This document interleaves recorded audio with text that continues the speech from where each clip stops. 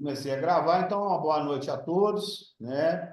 O objetivo nosso, né, principal dessa aula, dessas aulas todas, né, é nós discutirmos exatamente aí alguns aspectos relacionados com a medicina de emergência, né, que hoje, finalmente, né, quer dizer, de 3 anos para cá, ela realmente foi considerada uma especialidade médica pelo Conselho Federal de Medicina, pela Associação Médica Brasileira, dada a importância, né, que a medicina de emergência representa no nosso país e no mundo, né?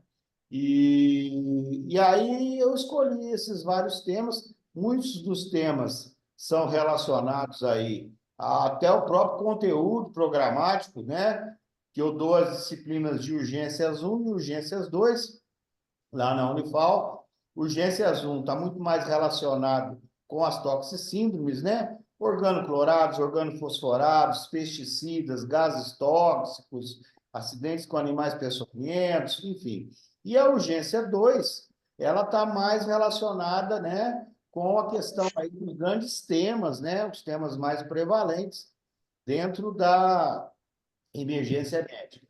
E aí nós vamos passar aí, vamos fazer durante o decorrer desse ano um passeio aí por praticamente todas as grandes síndromes que existem, né? Vamos trocar experiência, a experiência de vocês, a experiência que a gente tem, de forma que, né, para o objetivo principal, que é a gente deixar o nosso corpo, né, de plantonistas bem alinhado, falando a mesma língua, isso vai ajudar muito, não só na identificação, na condução e na recuperação do paciente, como até para nós mesmos, né?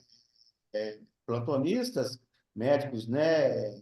Operantes, no sentido de passar um plantão, de receber o plantão. Então, a ideia, tá? Ninguém é senhor da razão, ninguém sabe mais do que ninguém, todos nós temos os nossos conhecimentos e as nossas dificuldades. E é exatamente nesse sentido que eu pensei de nós fazermos aí sempre esse bate-papo para poder trocar aí as experiências. E fiz questão de convidar também o nosso corpo de enfermagem, né? A enfermagem padrão do hospital. Eu vi que a Daiane está aí, eu não sei se entrou mais alguém, mas enfim, a gente tem que respeitar as limitações de cada pessoa também em termos de horário, principalmente as mulheres, né, que às vezes são mães, tem a questão da casa, mas de forma que a enfermagem também tenha conhecimento, né, de quais vão ser as atitudes, os padrões que nós vamos tomar, para que também fique bem azeitado, tá? E hoje nós vamos começar com um dos temas aí, dos mais importantes, dentro do contexto da urgência e emergência médica, né? Que é o suporte avançado de vida, tá certo? E a gestão das vias aéreas. Talvez seja aí um dos momentos mais importantes, né, dentro do nosso atendimento. Essa gestão de via aérea, esse suporte avançado, apesar das intervenções serem poucas, né, mas elas são pontuais, devem respeitar um determinado tempo, né, e uma determinada sequência, de forma que nós sejamos exitosos lá na frente, no sentido da estabilização dos nossos pacientes. Eu procurei aí deixar uma bibliografia à disposição, né? Em relação ao suporte avançado de vida, foi a última atualização de agosto de 2022, né? E em relação aí à gestão das vias aéreas, também uma boa revisão do up-to-date de outubro de 2021, né? O campo, gente, da ressuscitação, né? Ele vem evoluindo há mais de 2 séculos, né? Ressuscitar o paciente nasceu junto com a medicina hipocrática, né? Quer dizer, qual é o objetivo? É exatamente nós tirarmos aquele paciente do sofrimento, tentar trazê-lo de volta às condições fisiológicas mais adequadas. E isso vem, né? Vem de uma maneira assim bastante frequente, né? E a cada ano, a cada século, a cada período, novas informações são agregadas, novas verdades são instituídas, outras são descartadas, exatamente em função da própria observação clínica que nós temos, né, em relação a esses doentes. Pra vocês terem uma ideia, né, uma coisa rápida aí,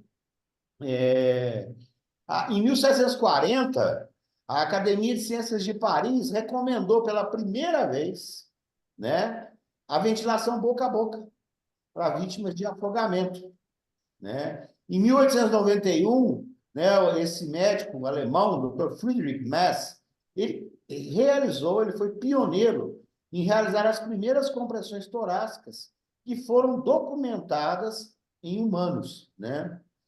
Logo após muitos anos, por volta da década de 60, formalmente, né, a American Heart Association, né, ela endossou e criou os primeiros protocolos de reanimação cardiopulmonar, tá?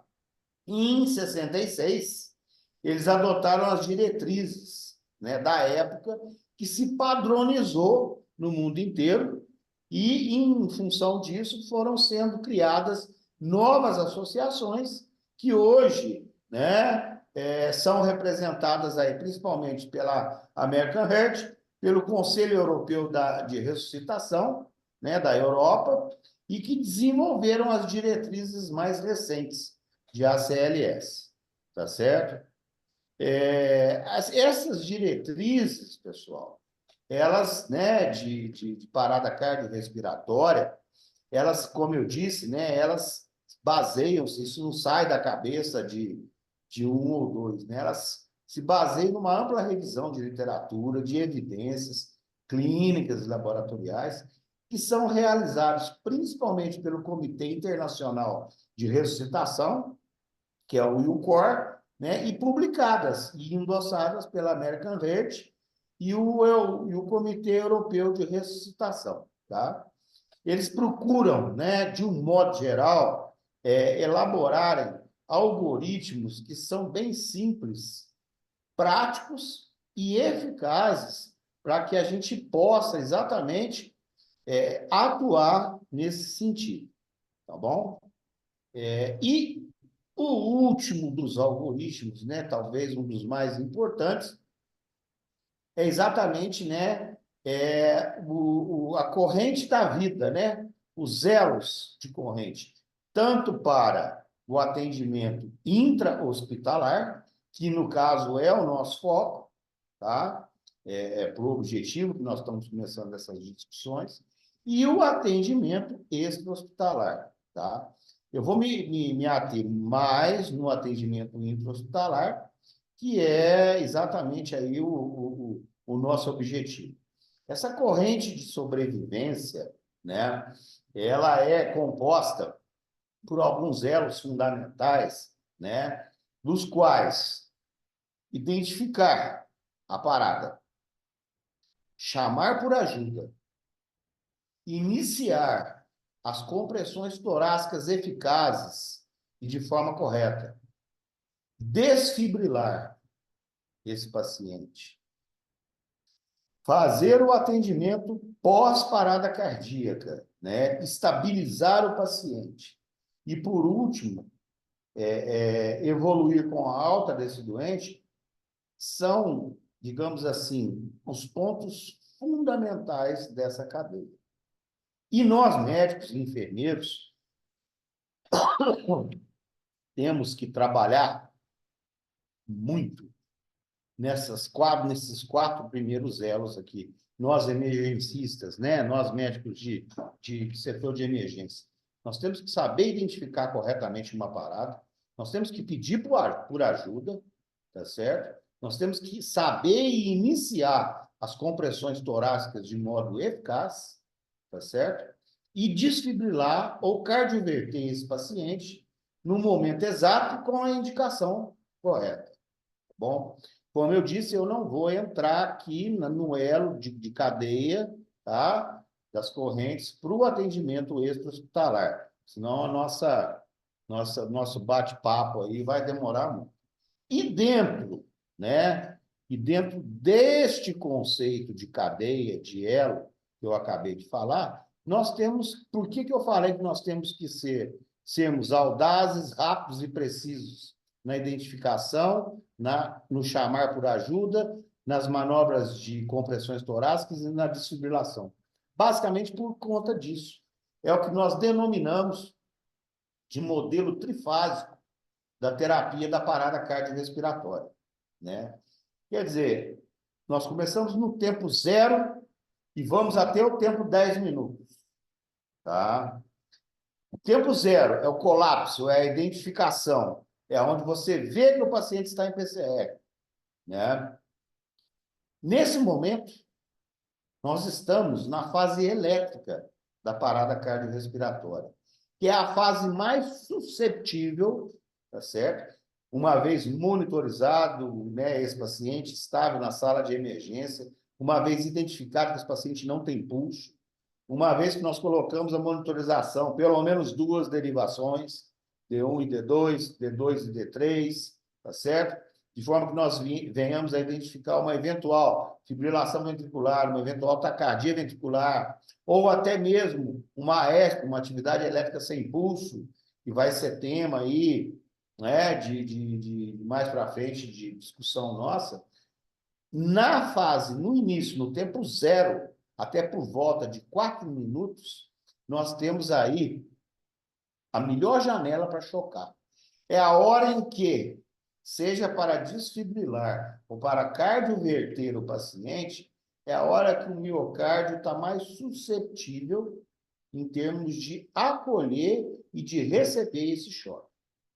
No tempo zero, seguindo para os 4 minutos pós-PCR, aonde nós efetivamente começamos as manobras de RCCP com as compressões mais eficazes, né? Com as compressões conforme nós vamos recordar aqui direitinho o tempo e a maneira de serem feitas, né? Nós estamos na fase circulatória.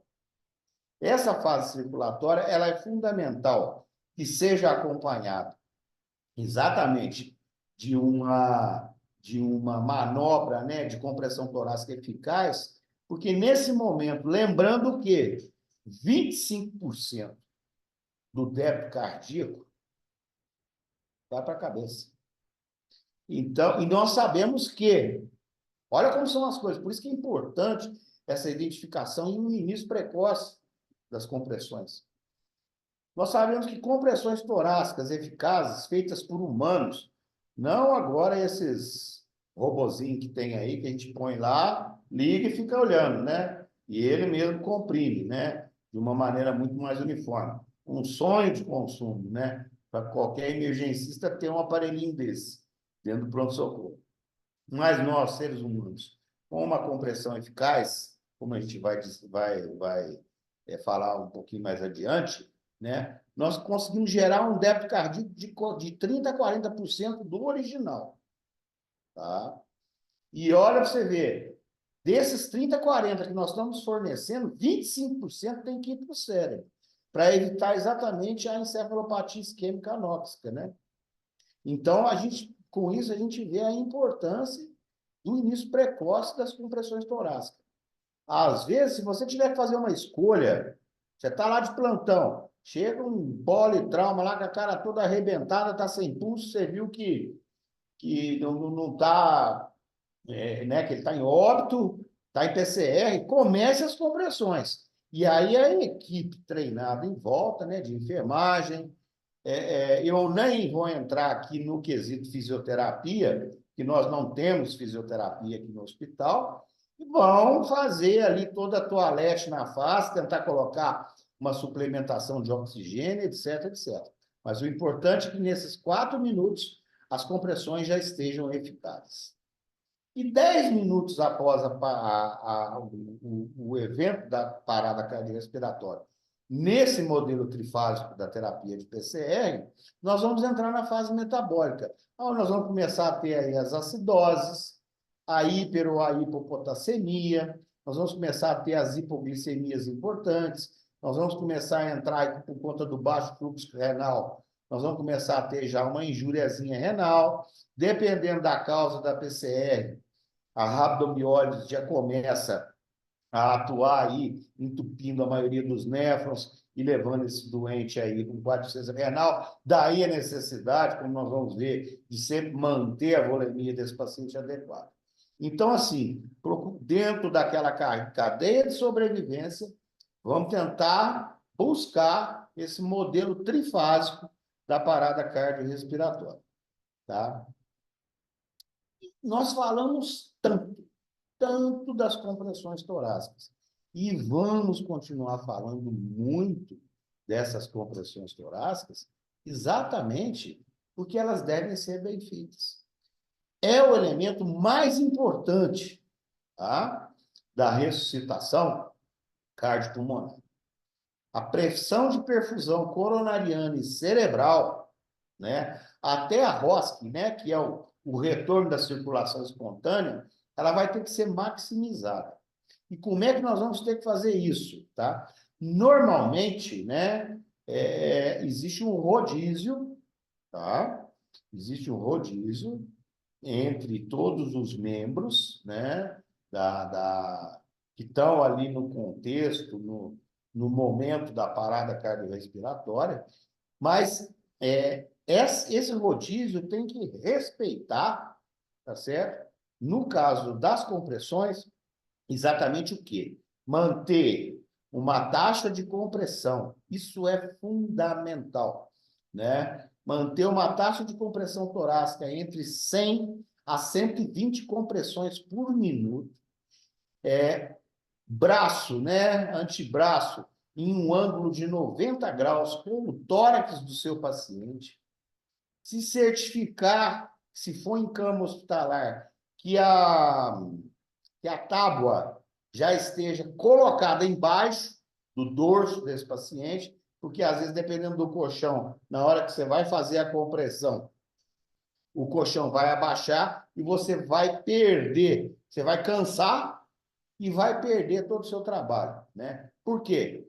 Porque para eu ter a maximização nas compressões torácicas, eu tenho que abaixar esse tórax em torno de 5 e não mais do que 6 centímetros, tá certo? De forma que ele consiga realmente impelir a parede torácica, impelir o ventrículo esquerdo para poder jogar esses 30% a 40% do débito cardíaco original. Tem que deixar o peito recuar completamente após cada compressão. Isso é muito importante. Por quê? A partir do momento que você fez a massagem, você desceu em torno de 5 a 6 centímetros, tá certo? Mais ou menos isso aqui, né? Você desceu de 5 a 6 centímetros. E você tira a pressão e deixa o tórax retornar, você está dando tempo do enchimento atrial, né? De forma que o volume sistólico final, tanto do ventrículo esquerdo como do ventrículo direito, vão ser adequados para o que eu quero no momento, né? E outro fator importante dentro das compressões torácicas, minimizar a frequência e a duração de quaisquer interrupções. E quais são as principais interrupções que nós vamos ter durante a massagem cardíaca, né? As compressões torácicas? Nós vamos ter a parada a cada 2 minutos, quando nós trocamos o socorrista para checar o pulso. Nós, médicos e enfermeiros, né, profissionais da saúde, temos até 10 segundos para sentir o pulso. Se nós não sentirmos o pulso em até 10 segundos, nós retomamos as compressões. Aí vocês vão falar, mas tem paciente que tem pescoço gordo, curto. Eu sei, às vezes é difícil, né? Ontem mesmo, eu estava de plantão lá na Unimed, na UTI, nós tivemos uma parada, paciente com pescoço extremamente difícil. Não sentiu, não conseguiu, continua. Continua as compressões torácicas, tá certo? Até que você venha sentir, ou que o complexo QRS seja bem organizado, no traçado do monitor, de forma que ele comece a dar uma pressão de enchimento vascular e você acabe sentindo, tá? Então, a primeira parada é na troca do socorrista, e isso é fundamental. Cada socorrista tem que fazer a troca a cada 2 minutos. Ninguém aguenta fazer mais do que 2 ou 3 ciclos de forma continuada. Troque o socorrista, porque a qualidade das compressões não vai ser prejudicada. E para tal tem que ter alguma pessoa, viu? Eu vi que a Daiane está aí, viu, Daiane?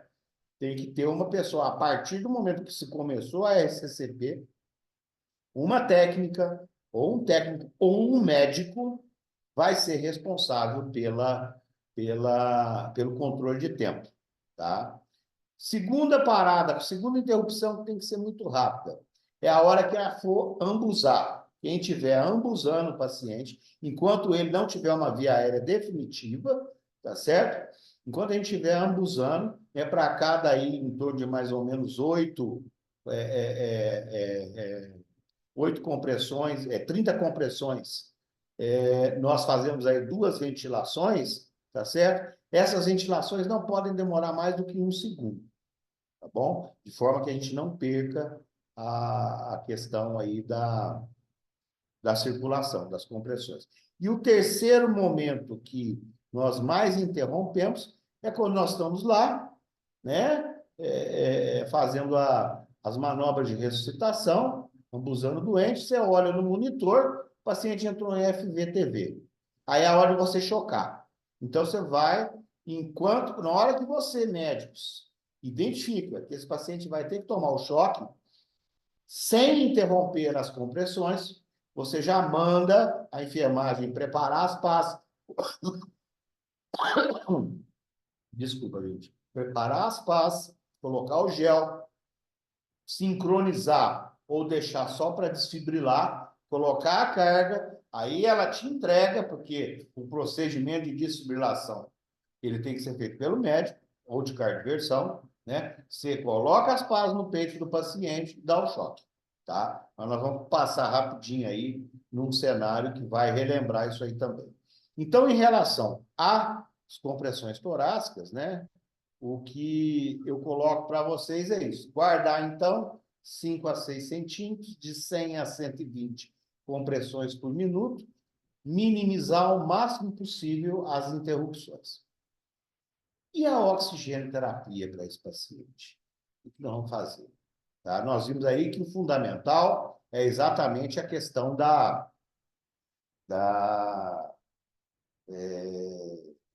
compressão. Mas nós temos que oferecer oxigênio suplementar também. E esse paciente está parado, ele não tem drive. Num primeiro momento, né, nós vamos utilizar o AMBU, que todos conhecem.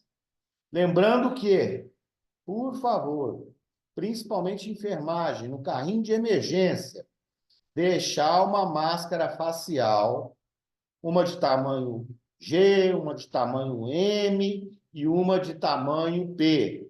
Por quê? É importantíssimo para que nós tenhamos uma ventilação adequada, que a máscara pegue a base aqui do nariz, contorne a região do mento, de forma que, quando você, quem estiver ventilando, naquela técnica do C e do E, né? O C para segurar e o E para segurar a mandíbula e elevar, você, na hora que estiver ambusando, o ar ali, ó, ao redor da máscara, não escape. Um pouco, é claro que vai escapar, isso aí não tem como, é impossível, né? Mas se nós conseguirmos posicionar bem essa máscara de acordo com o tamanho da face, você vai ver que com os 500, 600 ml, né, que dá um volume corrente de 6 a 7 ml por quilo no paciente, com o uso do AMBU, nós vamos ver o tórax desse paciente elevar e abaixar, né? Na hora ali das 2 respirações de oxigenação, tá certo? E o que nós temos que guardar, né? Viu, gente? Estou procurando ir bem assim, mais rápido. Se alguém quiser interromper alguma coisa, fiquem à vontade. É para a gente não passar muito o tempo, né? Mas o que nós temos que guardar em relação à nossa ventilação? A ventilação adequada, ela vai incluir o seguinte: 2 ventilações após cada 30 compressões. 30. A pessoa que está fazendo a conta, que está de olho ali no cronômetro, é ela que vai indicar também, viu? É ela que vai indicar e nós vamos, quem estiver ventilando vai ventilar, tá? 2 compressões, nós vamos interromper essas compressões só no paciente que não tiver, né? Nós vamos interromper essa proporção no paciente que já tiver com a via aérea avançada, tá? E nós vamos falar sobre via aérea avançada. Enquanto isso, 30 compressões para cada 2 ventilações. Como eu falei anteriormente, cada ventilação não pode demorar mais do que... Matando o mosquito da dengue aqui. Não pode demorar mais do que 1 segundo, tá? A ventilação eficaz não vai demorar mais do que 1 segundo. Eu vou fornecer, basicamente, eu vou conhecer, basicamente, o volume de ar, né? Eu vou oferecer, basicamente, um volume de 500 a 600, que é a quantidade do ambu, isso para um adulto, né? Aí acima já de 50 quilos. Evitar, gente, é muito comum, às vezes, aquele desespero. Você vê lá a pessoa que está ventilando. Não, não precisa. Você vai fazer uma ventilação, lembrando mais ou menos a fisiologia da nossa respiração, de forma que você consiga realmente fazer o tórax elevado. Não precisa ventilar excessivamente, porque principalmente no paciente DPOC, no paciente asmático, com fibrose pulmonar ou alguma patologia cuja arquitetura do pulmão esteja comprometida, nós podemos até induzir a pneumotórax hipertensivos, tá? E depois que nós entubamos esse paciente, aí sim, né? Nós podemos fazer uma ventilação a cada aí 8 a 10 segundos, né? Dá em torno de mais ou menos 6 a 8 por minuto. Não precisa interromper a compressão, ela continua, e essa ventilação, né? Aí nós vamos conectar o ambu no tubo, tudo certinho, nós vamos falar aqui mais para frente rapidamente sobre isso. Ou que seja uma máscara laríngea, um dispositivo supraglótico, enfim, né? E aí, enquanto a pessoa está fazendo as compressões, lá de 100 a 120, está fazendo o rodízio, a pessoa está ali ventilando em torno de 6 a 8, às vezes 10 ventilações por minuto, mas sem necessidade de sincronizar com o batimento, né? Eu vi que teve alguém que levantou a mão. Deixa eu só terminar esse primeiro momento que a gente já discute, tá certo? E aí, por último, né, dentro daquela corrente de sobrevivência, né, a questão da desfibrilação ou cardioversão. Isso é fundamental. No nosso caso, vamos esquecer aqui a imagem do DEA, que nós não estamos na rua, nós estamos dentro do hospital, então nós vamos trabalhar aqui embaixo, né, com o nosso cardioversor desfibrilador. É fundamental, pessoal, que na hora que nós venhamos, quando nós formos iniciar as manobras de ressuscitação, que o paciente já esteja monitorizado ou no próprio cardioversor desfibrilador, e se ele estiver monitorizado no monitor isolado, viu, Daí? Já providencia a colocação dos eletrodos, e, inclusive, eu pediria para você, Daí, acho que ela ainda está, né, na reunião, que depois fizesse um treinamento com a enfermagem para a colocação correta dos eletrodos, tanto do monitor normal como do cardioversor desfibrilador, tá certo? De forma que a gente não tenha erro. Porque na hora que eu dou o choque, ou eu faço a cardioversão sincronizada, o que acontece? Eu tenho que ficar de olho no traçado que vai aparecer na tela do desfibrilador, né? De forma que eu fico mais seguro em relação ao resultado. E existem alguns cardioversores desfibriladores que registram para fins legais, né? Se você quiser se resguardar de alguma coisa, se a hora que você for chocar, você fala para algum do corpo de enfermagem para apertar o ECG de papel e ele grava aquele momento que você vai desfibrilar ou cardioverter. Na maioria das vezes, a posição mais clássica, né? A posição mais clássica que existe é a posição, né? Que nós vamos colocar no ápex cardíaco, do lado esquerdo, e vamos colocar na região supraclavicular, do lado direito, né? Ou as próprias pás, com uma herança aí da cultura norte-americana, ela já vem uma escrito sternum e a outra vem escrito ápex. Então, naquela do ápex, nós vamos lá, colocamos a pá no ápex cardíaco e tem que ter, viu, gente, uma certa pressão. E não se esqueçam de passar o gel. Na hora que a enfermeira for entregar as pás, já tem que estar com gel.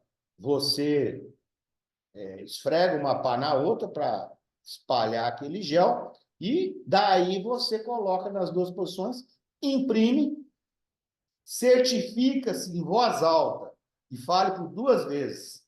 Vou chocar, todos afastados. Eu estou afastado. Você olha para você mesmo. Volta a dizer, vou chocar, todos afastados. Eu estou afastado. E aí você dá o choque. Ou faz a cardioversão. Levantou a mão a Maria Eduarda e o Cobra. Maria Eduarda, qual é a sua dúvida? Não, era para falar que tem pergunta no chat. Ô, gente, faz o seguinte, deixa eu ver aqui, peraí. É que eu não consigo abrir o chat na hora. Quem quiser fazer pergunta, deixa eu ver. Viviana, existe possibilidade de adquirir um DEA? Viviane, muito obrigado pela sua presença, tá certo também. É uma coisa que, assim, eu acho até que existe no futuro, mas um pouquinho mais para frente aí, porque nós já temos, né, um desfibrilador cardioversor. A vantagem do DEA é, assim, que realmente ele facilita muitas coisas, né? Porque você lá fez a identificação da parada. Enquanto você está chamando por ajuda, você já coloca as pás, ele mesmo já começa, né? Afaste do paciente, pare de fazer massagem, analisando o ritmo. Aí ele mesmo fala, ritmo chocável, ele fala, afaste o doente que eu vou chocar. E quando ele fala ritmo não chocável, ele mesmo já manda você reiniciar as compressões torácicas, né? Então, assim, é uma possibilidade, mas eu acredito que, no nosso caso, especialmente, Botelhos, né, eu estou tentando exatamente, que, assim, graças a Deus, eu tenho até um orgulho em dizer isso, em termos de medicação, em termos de outras coisas aí, nós estamos muito bem equipados, respirador e tudo, e eu acho que agora, realmente, o cerne da questão é a parte laboratorial. Nós precisamos aí realmente, inclusive um compromisso meu, enquanto diretor técnico do hospital, que nós tenhamos um hemograma, uma gasometria, um sódio, um potássio. A maneira como nós vamos fazer isso, nós estamos estudando. Existem várias possibilidades. Mas, se Deus quiser, até o meio do ano, eu quero ver se eu coloco isso para vocês. A outra pergunta. Tá. Se alguém tiver pergunta, levanta a mão, que aí eu paro e aí. Ô, Cobra, você levantou a mão? A pergunta da Lara, pai, lá em cima. Cara, eu não vi lá, desculpa. Ah, tá. No ciclo 32. Já respondeu. Ah, eu respondi? Tá bom. Respondeu durante a aula, obrigada. Tá bom. Então, ô, Mariduela, fica de olho aí no chat, qualquer coisa você me fala. Bom, então, assim, finalizando, né, a questão do... Pois não? Eu não sei como é que eu levanto a mão aqui, eu tenho mais uma dúvida também. Pois não, Zé, pode É, falar. só com relação à ventilação, eu já escutei que talvez seria uma boa opção para ventilação durante a parada. Junto com a ventilação com ambu, você passa um guedel no paciente para ajudar a ventilação. Mas eu não sei se isso aí é rotina. Isso aí faz mesmo, como é que é? Muito boa pergunta, muito bem colocado. Tá vendo como que é interessante essas, né, essas interações, essas discussões? É uma coisa que realmente havia esquecido, tá? Não são para todos os pacientes. Normalmente um paciente mais magro, longilíneo, que a gente consiga fazer uma hiperextensão do pescoço, deslocar melhor a mandíbula, tá certo? Você não tem necessidade de passar o guedel, que você vai só com o jato do ar que você está ali ambuzando, você consegue elevar o tórax e dar o volume de 500 a 600. Alguns pacientes, tipo o Andrezinho aqui, pescoço curto, gordinho, ou um down, ou um paciente mais mediolíneo, mais fora do peso, aqueles pacientes que têm o pescoço mais curto, língua mais protusa, uma lampate 3 aí, que nós vamos ver. Normalmente, é importante colocar um guedel. Tudo bem, mas o guedel, na hora que você estiver comprimindo, você vai também fazer aerofagia. Tá, que faça aerofagia, tá certo? Na hora que você for entubar depois, a gente toma um cuidado maior, faz a manobra de Selic para evitar a aspiração do conteúdo gástrico, né? Mas a passagem do Guedel é fundamental. Por quê? Porque aí você. O que acontece com esses pacientes, com essas anatomias? A base da língua cai. Na hora que cai a base da língua, é igual ronco. Você ambusa e o ar não passa. Então, que fique aí gravado a sua lembrança, que foi muito providencial. Mas se for um paciente que você vê que anatomicamente você já está ventilando bem, não precisa passar o Guedel, porque ele, apesar de nos ajudar aí na questão da ventilação, ele predispõe a uma distensão gasosa gástrica grande e que na hora que você vai lá endoscopar para entubar, às vezes, se ele não estiver bem uralizado, esse doente ele vai broncoaspirar, tá? Então, né, para fechar a questão da desfibrilação, a eficácia da desfibrilação precoce, que aí a gente entra lá no modelo trifásico, foi o segundo ou terceiro slide, né? Ela tem que ser precoce em pacientes com FV, por conta daquele tempo de inatividade, né? O coração está ali, ele não tem débito nenhum, frequência ventricular em torno de 600, 700 batimentos por minuto. Quer dizer, é só aquele negócio ali, aquele sangue que não sai, né? Então, assim, desfibrilar de maneira bem precoce. Eu vou discutir um fluxograma em breve aí agora com vocês, seguindo as diretrizes dos comitês de ressuscitação. Oi, André. Oi. Então, eu, muito tempo de formado, o que acontece que eu vejo com os recém-formados nos plantões da vida aí? A maioria tem medo de desfibrilar. Você vai salvar a vida do doente, não tem Eu jeito. sei disso, mas o que acontece? Eu não tenho medo, mas você chega lá, já passou a hora, já passou o minuto, já passou. Eu acho que todo mundo, eu acho que na maioria dos pronto-socorro pequenos, da cidade pequena, você quase não usa o cardioversor para desfibrilar ninguém. Não sei se você concorda comigo. Concordo. E por esse motivo, exatamente por esse motivo, que é um medo, um tabu, né? Sim. Muito grande, tá certo? É exatamente por esse motivo que nós, né, da Sociedade da Associação Brasileira de Medicina de Emergência, nós estamos, assim, fazendo o máximo possível de cursos, de igual eu orientei vocês a fazerem o ACLS mais para frente e tal, exatamente para poder pegar essa intimidade, perder esse medo de desfibrilar. Porque o que vai salvar, Marcos e demais colegas e colegas, o que vai salvar o doente, o que vai restaurar, né, o fluxo novamente, pelo menos de modo momentâneo. Olha, um exemplo clássico de fibrilação ventricular. Uma síncope súbita, seja na rua ou um desfalecimento súbito dentro de uma enfermaria de um hospital, tá certo? Você bota ali o monitor, você já vê, não tem pulso. Qual que é a... Você chama, não responde, não respira, não responde, não tem pulso. Você está no quarto, ou você está no corredor, ou na rua, que tem um DEA perto, por exemplo, ou dentro do hospital, que é o nosso caso aqui, tá? Você chegou, você identificou, chamou por ajuda, o paciente não respondeu, você sentiu o pulso, não tem pulso, ele não respira, não responde. Qual que é a recomendação maior que existe enquanto mesmo você não consegue monitorizar o doente? É desfibrilar.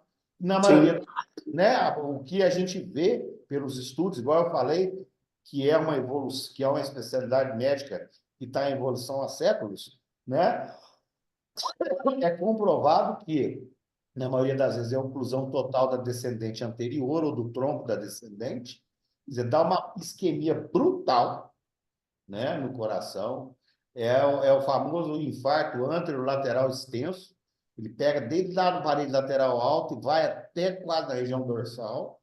Quer dizer, o coração para. E aí, nessa hora, com a desfibrilação, você salva. Entendeu?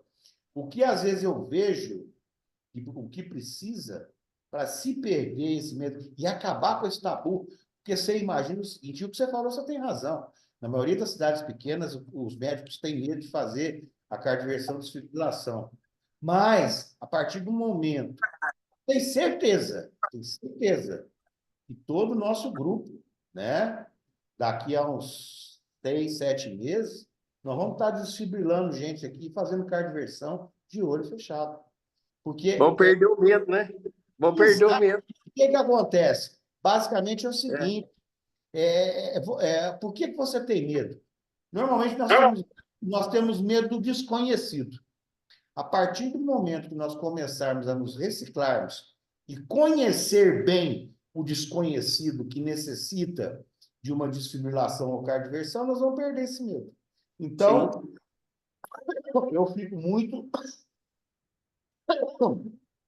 tranquilo em relação a isso. Então, voltando. Recomenda-se, né, que a desfibrilação seja entregue com a maior energia disponível.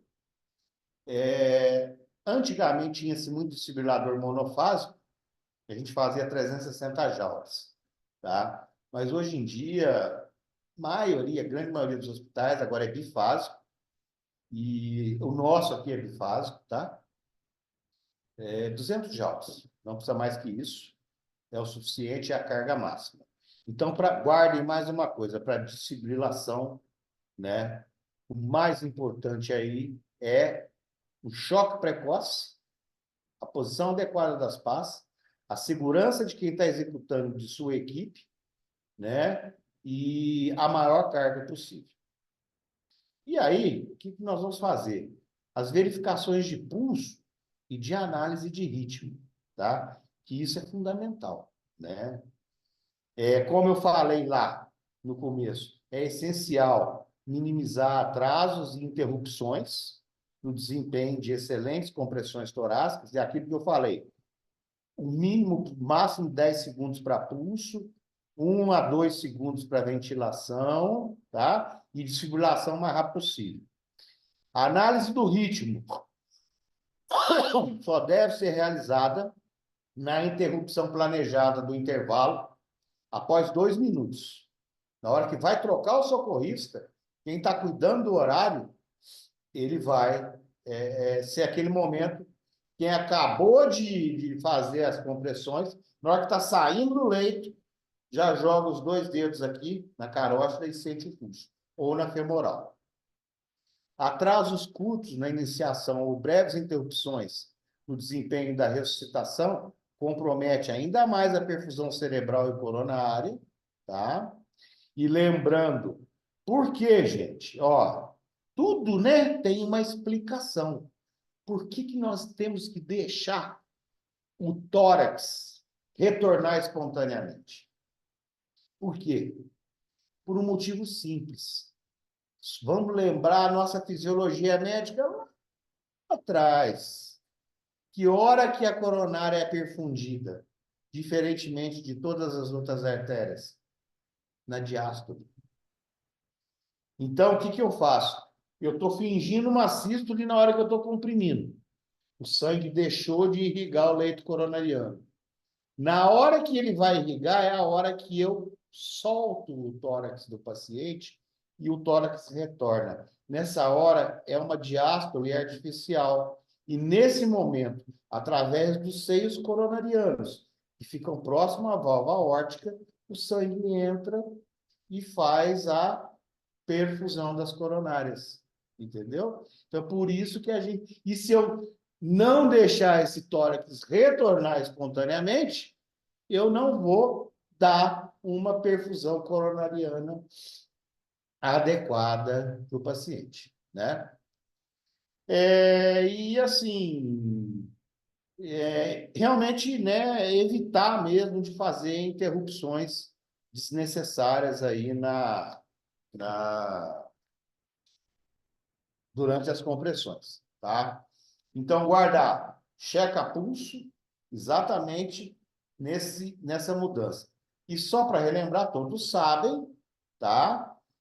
Só um minuto, Lara. Todos sabem, anatomicamente, nós vamos palpar o pomo de Adão, tá? Eu venho com os dois dedos aqui, o pescoço do paciente está hiperestendido, ó, escorrega o dedo, mais ou menos 2,5 centímetros na borda do esternocleito, tá bom? E eu vou cair em cima da carótida. Então, sempre usem o pomo de Adão para poder identificar o pulso carotídeo. E lembrando, 10 segundos, e se não sentir nenhum pulso, ou este for indeterminado, nós retomamos a RCCP. Pois não, Lara? Na hora de desfibrilar, tem que tomar cuidado com o oxigênio também, né? Para tirar o oxigênio do umbigo, perigo de explosão. Sim, sim, sim. É recomendável, e isso principalmente quando nós estivermos, não é o nosso caso, mas principalmente em ambientes de centro cirúrgico, porque aí o oxigênio mais alguma outra vaporização de anestésico inalatório, quando aquilo ali se junta, se o teu desfibrilador cardioversor tiver algum pontinho de curto, alguma coisinha descascada ali e tal, isso pode desencadear a explosão. Então, também, bem lembrado, nessa hora pode-se pedir rapidamente, né, na hora que for desfibrilar, para alguém fechar o fluxômetro de oxigênio, ou se estiver sob ventilação mecânica, dar um stand-by no respirador, né? Mas, assim, tudo coisa muito rápida. Isso mesmo. Muito bom. Gente, e droga? O que nós vamos usar, basicamente, em uma RCCP, no suporte avançado de vida? Não tem... É claro que quando a gente estiver conversando sobre a ESP, Hs e Ts, nós vamos falar de um tanto de outras drogas, mas na RCCP pura e simples, tá? Pura e simples, nós vamos usar 3 drogas. Destas 3, uma é a pedra angular, que é a adrenalina. 1 miligrama, 1 ml, tá? Em determinadas situações, um antiarrítmico, classe 5, classe 5 ou classe 4, daquela classificação de Vaughan, tá certo? Que é a amiodarona, ou a lidocaína. Lembrando que lidocaína e amiodarona nós vamos utilizar no contexto da RCCP se nós estivermos diante de uma FVTV ou um ritmo chocável que seja refratário aos 3 primeiros choques, tá certo? E a adrenalina, enquanto nós não tivermos pulso, tá? Enquanto nós não tivermos pulso, isso fica gravado. E aí entra quem está cuidando do tempo, é o segundo tempo mais importante, porque quem cuida do tempo é que ordena troca de socorrista e aplicação de adrenalina.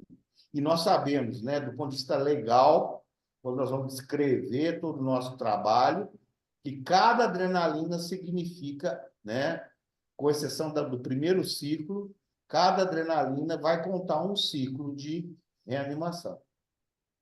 Como que nós fazemos a adrenalina? Se o paciente, que é o nosso cliente principal, tiver com acesso periférico, preferencialmente anticubital, com um gelco aí, preferencialmente um gelco mais calibroso, 18, 16, tá certo? Preferencialmente 2 vias, uma para medicação, outra para soro, tá? Como é que nós vamos fazer? Então, a pessoa está indo lá, é de 3 a 5 minutos. Convenciona-se, na maioria dos cursos, na maioria dos hospitais, na maioria das UTIs, na maioria das emergências, convenciona-se a cada 3 minutos. Então, nós temos 2 tempos que nós temos que cuidar.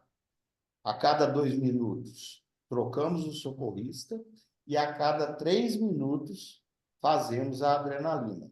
Então, a pessoa que está ali controlando o tempo, é ela que vai comandar. Então, a partir do momento que foi feita a primeira adrenalina, conta-se 3 minutos. Deu os 3 minutos. Às vezes, gente, não coincide, viu? Troca de socorrista com adrenalina. Na maioria das vezes, inclusive, não coincide. Então, é muito comum, às vezes, você estar com o mesmo socorrista e ter que fazer a primeira dose de adrenalina e, às vezes, no meio da troca do socorrista, quando começa o outro, você faz a outra adrenalina. Então, sempre guardar essa proporção. 2 minutos para socorrista, 3 minutos para adrenalina. A adrenalina é feita pura, tá? Não precisa diluir. É importante, quando tiver em veia periférica, não está na central, não precisa. Mas quando tiver na veia e central, em urgência, a gente não pega. É perda de tempo. É desnecessário, tá? Se pegar acesso central no contexto da emergência. Depois, que estabilizou o teu doente, ele voltou, retomou a circulação espontânea, ele está entubado, ventilado, tudo certo. Aí você vai funcionar com acesso central. Mas antes, não, tá? É importante na hora que aí vai a enfermagem, para ficar de olho. Adrenalina, aí a pessoa aí já tem uma pessoa que está cuidando das drogas. Ela vai, aspira, aplica. Na hora que ela aplicou a adrenalina, é importante abrir o soro e elevar o membro do paciente. Para quê? Para vir mais rápido. Tá certo? Então, fez a adrenalina, abre o soro, aquele volume do soro vai empurrar a adrenalina, e quando você eleva o braço do paciente, ele está deitado, por gravidade, ela chega mais rápido ao coração. Tá bom? Isso é importante. E em relação à lidocaína e à amiodarona, nós vamos discutir rapidamente aqui nesse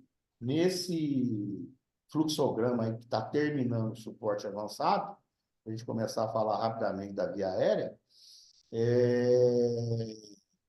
Nós só vamos utilizar, vai ter uma aula específica para isso, né? Mas nós só vamos utilizar a adrenalina e a amiodarona ou a lidocaína após o terceiro choque que ficou refratário. Então, se vocês observarem aqui, ó, ela está bem aqui, tá? Então, assim, para relembrar tudo que nós falamos aí rapidamente, tá? Identificamos a parada, iniciamos as compressões, iniciamos a bolsa válvula máscara com oxigênio suplementar, monitorizamos o paciente. A primeira pergunta que eu vou fazer na minha cabeça: o ritmo é chocável ou não chocável? Ritmo chocável, fibrilação ventricular ou taquicardia ventricular supraparoxística sem pulso, tá? Que é a FVTV. fazemos o primeiro choque, 200 joules, iniciamos as compressões durante 2 minutos. O acesso IV ou intraósseo já está disponibilizado. No nosso caso aqui, IV, porque nós não temos o acesso ao dispositivo para intraósseo, tá? A gente tem que se virar nos 30 e arrumar uma veia, e essa veia tem que ser boa, tá bom? Só um minuto, tá? Fazemos 2 minutos, checamos o pulso, observamos o monitor, o ritmo continua chocável? Sim. Fazemos o segundo choque, com 200 joules, voltamos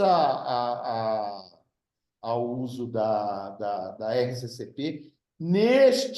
Do primeiro para o segundo choque, já entramos com a epinefrina, olha ela aqui, ó, a cada 3 a 5 minutos. No caso nosso, vão ser 3 minutos. Depois eu recomendo que cada colega aqui, plantonista, dê uma boa decorada nesse fluxograma. Porque não adianta, gente. Quanto mais a gente vê, quanto mais a gente fala, mais grave, tá? Vamos para o terceiro choque. Se caso ainda continuar com o ritmo chocável, tá certo? Damos o choque. Voltamos para a RCCP. Continua em ritmo chocável. Aí, neste momento, depois do terceiro choque, eu não vou chocar de novo naquele momento. Aí eu vou tentar usar a mildarona ou a lidocaína. Para guardar, neste contexto, a mildarona, 2 ampolas, um sorinho de 100, abre o soro, corre aberto. Ou xilocaína, lidocaína 2%, sem vasoconstritor, receitinha de boa, 4 ml IV de uma vez. Tá? São alternativas que nós temos para a reversão da arritmia. Tem paciente que vai perpetuar a arritmia e vai morrer? Tem, infelizmente. Mas aí, pelo menos, nós fizemos todo o processo. Otávio, qual a pergunta? Eu vejo que é FVTV já. Eu já posso, aí eu já choco o paciente, já posso fazer uma ampola de adrenalina já e continuar a ECP? Ou tem que fazer só depois do segundo choque? Não. Você identificou. O paciente chegou sem pulso, não respira, não responde e não tem pulso. Bom, parada. Monitorizou rapidamente, né? Por isso que existe sala de emergência. Monitorizou, identificou, ritmo chocável, fibrilação ventricular ou taquicardia ventricular sem pulso. Eu não vou cardioverter, eu vou chocar. Eu faço o primeiro choque. Na hora que eu termino o primeiro choque, qual que é a minha principal obrigação? Começar as compressões. Lembra lá da corrente de sobrevivência? Tá? Chamar por ajuda, identificar, chamar por ajuda, choque. Então, primeiro choque. Aí logo depois, em seguida, vem as 2 mãozinhas, assim, para baixo. Então, nós começamos a compressão. Aí faço 2 minutos de compressão. Olha lá. Aí a pessoa que está cuidando do horário, 2 minutos, troca o socorrista. Chequei, não tem pulso. Olho no monitor, ritmo chocável. Continua chocável? Aí eu faço o segundo choque, começo a RCP, e neste momento que eu inicio o segundo ciclo de RCP, eu faço adrenalina, uma ampola, veia anticubital, direto, abro o soro e levanto o braço. E aí vai, entendeu? E aí vai, a coisa vai seguindo, né? Aí uma pergunta muito comum, que às vezes os alunos perguntam. Qual que é a dose máxima de adrenalina? Não tem, tá? Você pode fazer 20, 30, 40, 50 ampolas. Vai depender do prognóstico do paciente em termos de ressuscitação. É claro, depois de 1 hora, 45 minutos, você ali, a equipe toda. Chega uma hora, né, que é o que eu vou falar por último agora, quando a gente tem o momento de cessar os esforços, né, e realmente interromper a manobra. Eu não vou entrar aqui, tá? Nos Hs, na assistolia e a ESP, tá? Porque ela vai ser uma aula específica, vai ser a próxima aula dos Hs e dos Ts. O que vem a ser o AESP? Só para a gente relembrar rapidamente antes de passar para via aérea avançada, né? O que vai ser a identificação? Então, o paciente chegou, ele não respira, ele não responde, ele não tem pulso. Você jogou no monitor. Opa! No monitor tem onda P, QRS, T. Pô, mas se tem ali, como é que não tem aqui? É a famosa e antiga dissociação eletromecânica do coração. O coração, o nó sinusal, o ato ventricular, a distribuição pelo ramo direito, ramo esquerdo, fibra de Purkinje, ela está indo. Só que ele não tem força suficiente para se contrair. E ele tem determinadas causas, certo? Que aí vão ser os Hs e os Ts. Acidose, hipovolemia, hipotensão, hipoxemia, tamponamento cardíaco, pneumotórax, intoxicações, trombose coronariana, tromboembolismo pulmonar. Mas aí eu vou deixar para a gente discutir isso, que nós denominamos de causas reversíveis, na próxima aula. E, neste caso, nós não vamos chocar o paciente. Você vê que em momento algum aqui, ó, aparece. Só aqui embaixo. Porque às vezes é muito comum quando eu acabo identificando, suponhamos que seja um T de tromboembolismo pulmonar, de TEP. Eu faço as manobras, identifico o TEP, eu faço o trombolítico, e às vezes pode acontecer desse ritmo degenerar para uma FVTV. Aí eu começo a chocar e volto para cá, ó. Entendeu? Mas vamos deixar para discutir isso depois, tá bom? Então, assim, para a parada convencional, né, basicamente é isso que, no caso de suporte avançado, é isso que é o importante para o momento. Aqui é só uma complementação que eu falei, né? Atividade elétrica sem pulso, né?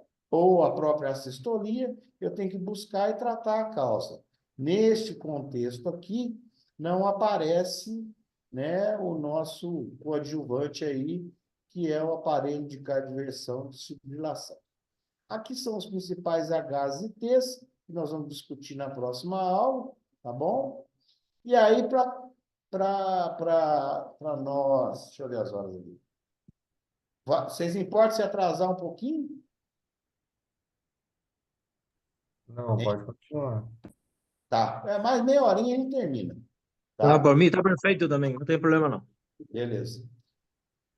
E agora nós vamos para um momento dos mais importantes também. Lara, pois não, pode falar? Saiu um estudo japonês recente falando sobre prognóstico da reanimação, tempo, né, de ficar nas manobras, mostrando que se o paciente volta em até 15 minutos, parece que a chance de sobrevida é enorme, né? Se volta depois de 45 minutos, não, melhor, desculpa, depois de 45 minutos reanimando, nenhum volta mais.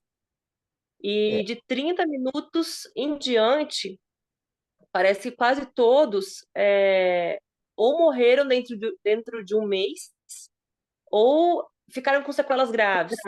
Então, o estudo concluiu que, assim, até 30 minutos, que é o momento lá, né, mais importante para o paciente voltar, e depois disso, o estudo não recomendava mais tentar, né? Só um dado que eu achei interessante, que eu não sabia.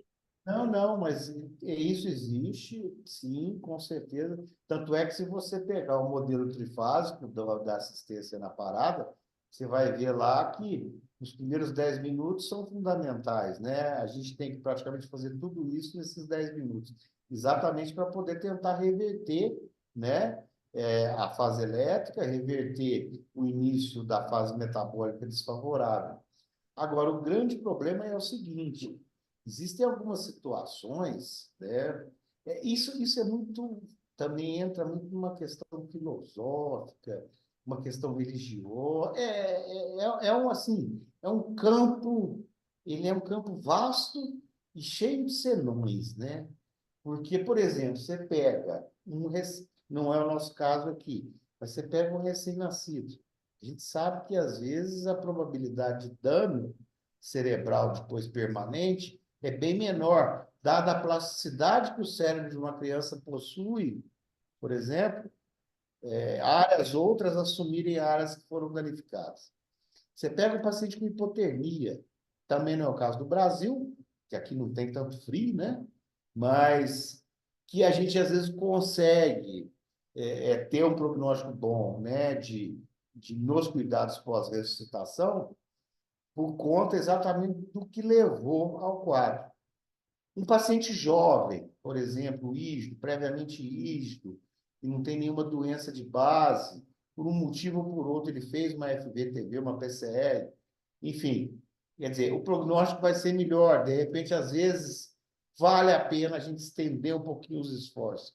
Eu acho que isso vai muito do momento. Mas não resta a menor dúvida, né? Num N aí grande, você falou, o estudo Doutor comprova. André, e o senhor tem experiência de paciente voltar depois de um longo tempo de Tem, reanimação? tem. Tem. Se puder Esses, compartilhar, porque a minha experiência assim, quando volta no primeiro choque, sabe? Nos que demoram muito, não consegui, assim. Ô, Lara, eu tenho, assim, nesses anos todos de UTI aí, e principalmente,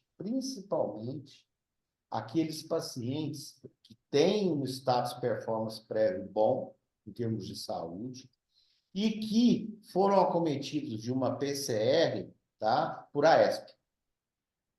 Quando nós conseguimos reverter a causa da AESP, né, a tempo, e conseguir, mesmo que demore, às vezes. Por exemplo, a hipercalemia, eu vou lá fazer o gluconato de cálcio, vou fazer a solução polarizante, vou fazer o beta-2 agonista, vou fazer o bicarbonato. Até tudo isso tomar o efeito, tomar a ação, isso às vezes demanda um tempo. Enquanto isso, ele não sustenta pulso.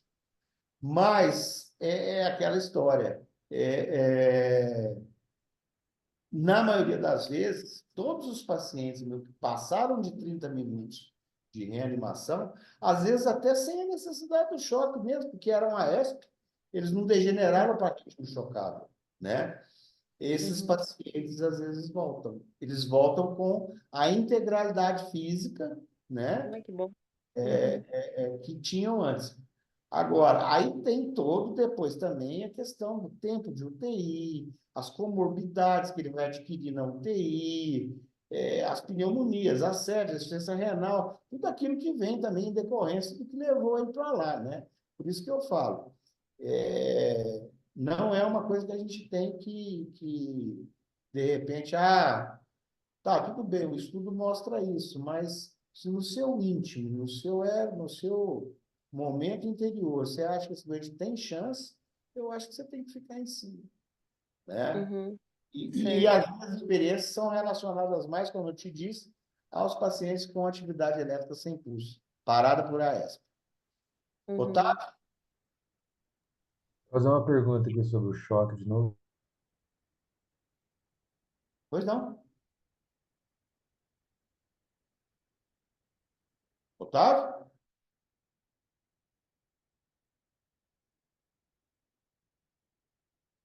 Acho que ele perdeu o áudio dele. Bom, depois você pergunta, então. Vocês estão me escutando, pessoal? Agora ficou tudo quieto.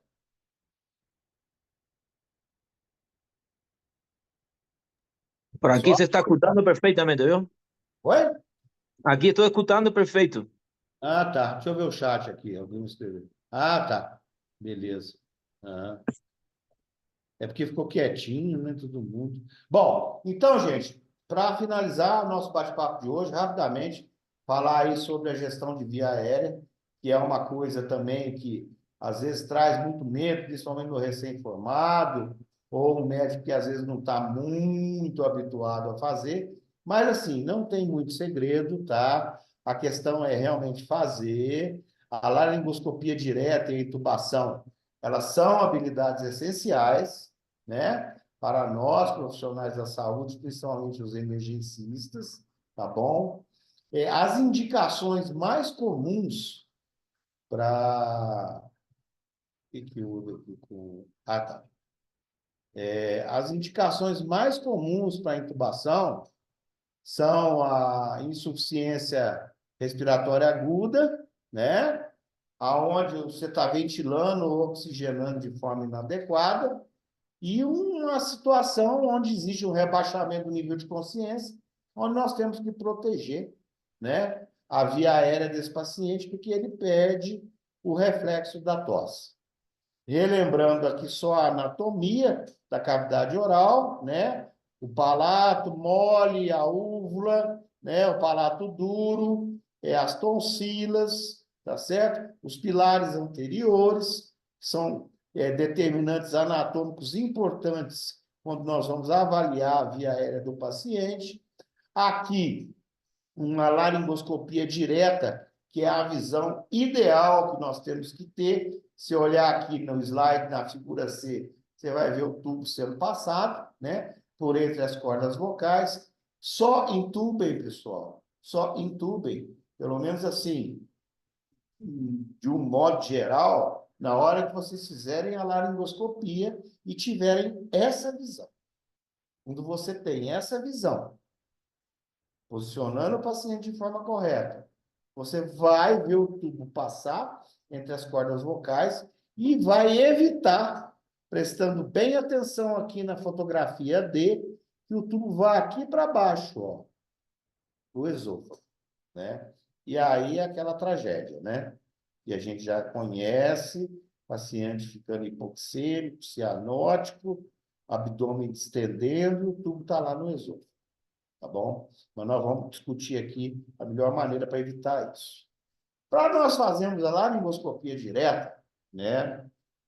Nós temos aí 2 laringoscópios tradicionais, sendo que o laringoscópio do lado, né, direito do vídeo de vocês, o laringoscópio de lâmina curva, ou laringoscópio de Macintosh, é o mais utilizado, tem a sua técnica adequada de inserção, né? E o laringoscópio de lâmina reta, ou laringoscópio de Miller, tá? Na maioria das vezes, nós vamos utilizar ele quando nós tivermos insucesso ou falha de visualização com a lâmina de Macintosh, ou se tratar de crianças com menos de 8 anos de idade, tá? Aí, nesse caso, o Miller ele é mais indicado. Lâminas que nós devemos ter no carrinho de emergência, principalmente do Macintosh, para facilitar a melhor visualização. As mais utilizadas, 3 e 4, tá?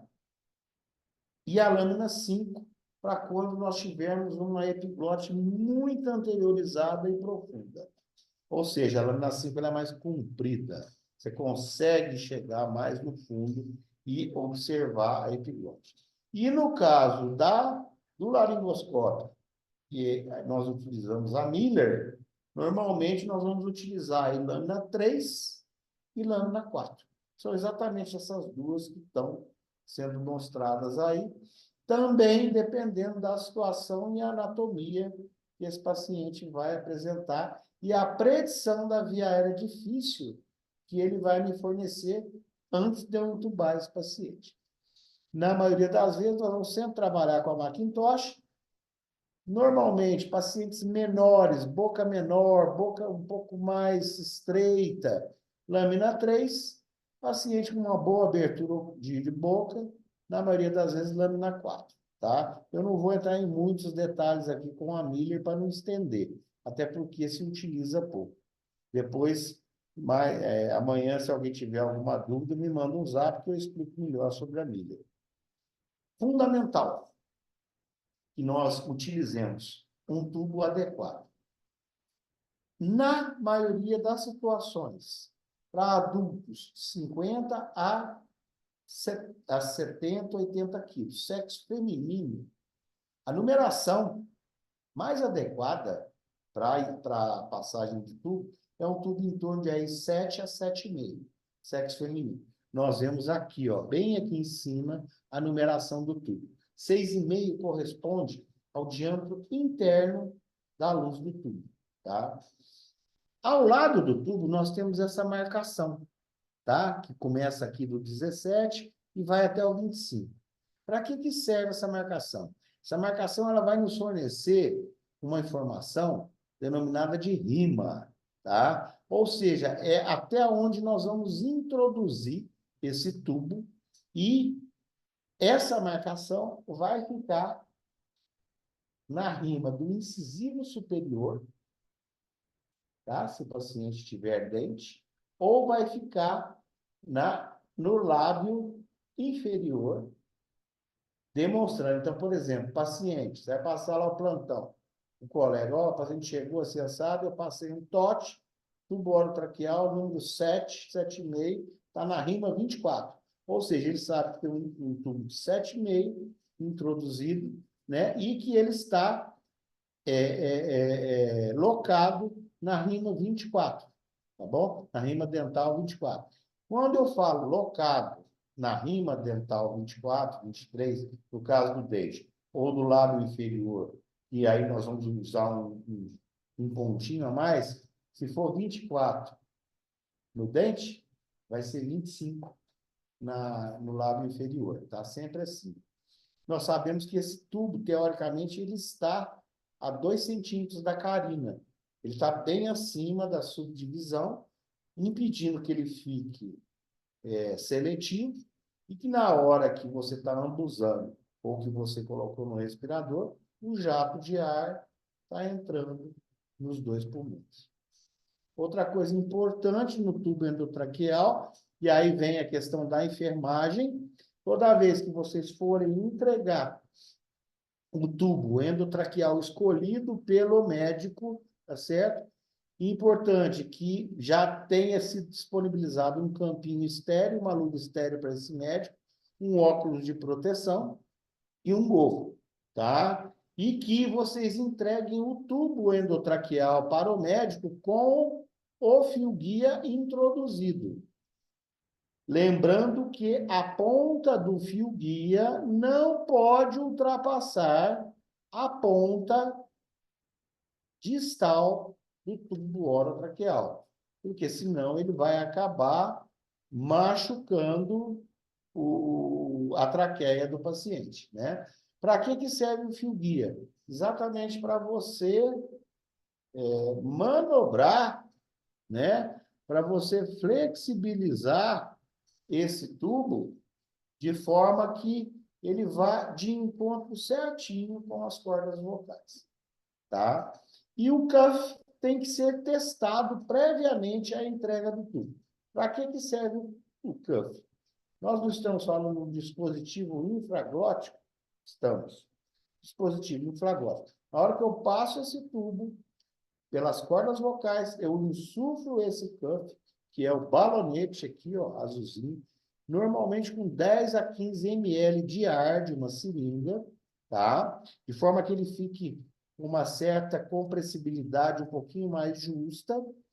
E nós insuflamos aqui para quê? Para proteger contra a broncoaspiração, para que, eventualmente, algum conteúdo gástrico não passe para dentro dos pulmões, ok? Bom, e o que nós devemos fazer, né, antes de entubar o paciente? Vem aí também a questão da enfermagem, tá? Que tudo isso já esteja presente na sala de emergência, para não precisar ficar naquela correria na hora que o médico fala, vou entubar o doente. Então, o que nós temos que ter na sala de emergência preparados? Dispositivos de sucção, que são as sondas, os aspiradores, os materiais para intubação, a lâmina de laringoscópio, que ela seja testada, essa lâmina, que a lâmpada funcione. Nada pior do mundo que você laringoscopar o teu doente, você acabou de medicar ele, você põe a lâmina lá, na hora que você vai fazer a manobra, a lâmpada apaga. Quer dizer, isso aí a gente, né, quer morrer na hora. Então, sempre manter muito bem arrumado, com as pilhas novas, você ter o oxigênio dentro da sala de emergência, na maioria das vezes você tem os catéteres, você tem o látex para conectar no ambu, nas máscaras. Que o paciente esteja monitorizado, tenha um oxímetro de pulso, um aparelho de medição de pressão não invasiva, capnografia e detector esofágico, isso aqui é para Estados Unidos e Hospital Grande. Não é a nossa realidade. Mas um monitor, um oxímetro de pulso, um aparelho de pressão ali à disposição e já no paciente, para que já vá dando as informações necessárias para o médico, né? Que o ambu, né? Igual eu falei lá atrás, já esteja pronto, com pelo menos 3 máscaras, que a cânula de Guedel esteja no jeito, tá certo? Se tiver, por exemplo, para facilitar a intubação, um buge, né? Se tiver um buge ali, um fio de buge, um troca-tubo, já que esteja ali também para ajudar. Que o acesso venoso do paciente já esteja pego, né? E que todas as drogas que nós vamos discutir agora para intubação já estejam presentes ali para serem diluídas e administradas conforme o médico for solicitando. Só rapidamente respondendo aqui, na intubação orotraqueal, tento realizar durante o intervalo da checagem de pulso? Não. Aí é que tá. Se você for um médico assim um pouco mais experiente, né, para fazer as intubações, enquanto o paciente está sendo submetido à compressão torácica, você se posiciona, deixa tudo arrumado, como ele está em RCCP, você não precisa induzir, você não precisa bloquear, você não precisa fazer nada, porque ele já está em parada, né? Ele não vai sentir dor, ele não vai pressentir nada. E aí, rapidamente, na hora que você está com tudo preparado, armou a lâmina, o tubo está aqui, com o fio guia, cuff testado, você vai, fala para quem estiver fazendo a massagem, e interromper um pouquinho, laringoscopia, visualizou corda vocal, passa o tubo. Na hora que você fala, passou o tubo, você pega o esteto, ausculta o epigástrio do paciente, viu que não está no estômago, ausculta o lado esquerdo, vê que tem murmúrio, viu que não seletivou só para o lado direito, voltam-se as compressões. A outra pergunta da máscara laríngea, ela pode ficar aí até 48 horas, tá? Se precisar, desde que ela esteja bem posicionada. Mas lembrando que máscara laríngea é um dispositivo supraglótico, né? E depois em via aérea difícil, uma outra aula, aí a gente vai discutir, tá bom? Vamos lá. Bom, então, assim, importante, né? Os Estados Unidos têm até um mnemônico, né? Isso aqui eu tirei do UpToDate. Ele tem até um mnemônico para ele, chama Stop Mate, né? Que é exatamente a questão do preparo da intubação, né? Orotraqueal, tá certo? Toda vez, gente, que for possível, toda vez que for possível, às vezes tem situação que não tem jeito, tá? Nós temos que avaliar a via aérea desse paciente antes da intubação. Exatamente porque se você identificar uma via aérea difícil, você já vai pedir algumas coisas aí a mais para que fiquem ali na sala de emergência, tá? Você já vai mais ou menos prever a dificuldade de intubação, né, desse paciente. Se for um paciente, por exemplo, uma crise asmática, o paciente chega lúcido, orientado em tempo e espaço, Glasgow 15, mas está ali, tá cansado, você vê que ele está cianótico, saturando 70, né? Bota lá o oxigênio, não precisa desesperar, tá certo? Deita ele na maca e faz a regra do 3-3-2. Só para você ver se você vai se deparar com uma via aérea difícil. Ou seja, então fica aí a dica. Todo paciente acordado, se possível, faça o 3-3-2. 3, para abertura da boca, tá? O ideal é que você utilize a mão do próprio paciente. Se não puder, você calça uma luva, manda ele abrir a boca, ou você abre a boca do doente Se couberem 3 dedos seus, significa que ele tem uma abertura de boca adequada para a laringoscopia. Você vai avaliar o tamanho da mandíbula também, colocando aqui 3 dedos do mento até próximo da cartilagem cricoide, como a gente está vendo ali no desenho, na fotografia. Se ele tiver um comprimento aqui de 3 dedos, significa que nós vamos ter uma laringoscopia mais facilitada e essa epiglote não vai estar tão posterior, tá? E o 2. O 2 normalmente é a distância entre a cartilagem cricoide e a cartilagem tireoide, que vai me dar exatamente a profundidade, né, de introdução do tubo, bem como se também essa epiglote não tá, essa glote não está muito anteriorizada, muito lá embaixo, né? Então, o ideal é que o doente sempre tenha o 332, tá? Todos esses são determinantes geométricos importantes no sucesso da laringoscopia direta, tá bom? Outra coisa que nós podemos fazer também para um paciente e para poder avaliar a via aérea, se ela é difícil ou não, e esse é bem mais rápido, tá? Te dá também boas informações, é a classificação de Malampati. O classe 1 é aquele doente que você chega e fala, abre a boca um pouquinho. Na hora que ele abre a boca, você enxerga palato mole, palato duro, úvula e pilares amigdalianos. Esse aqui, às vezes você nem precisa usar o laringoscópio, brincadeira, né? É só que você mandar ele botar o linguão para fora, você já enxerga ali a epiglote no final da língua, né? O classe 2 é uma intubação um pouco mais difícil, mas com um bom relaxamento e uma boa laringoscopia você consegue enxergar. O que você deixa de ver no Malampati classe 2? No Malampati classe 2, você não enxerga mais os pilares amigdalianos e você enxerga parcialmente a úvula do paciente. O que vai aparecer para você? É a língua, o palato mole, o palato duro e um pedacinho da úvula. Esse é o classe 2. O classe 3, esse aí, que é o roncador, né?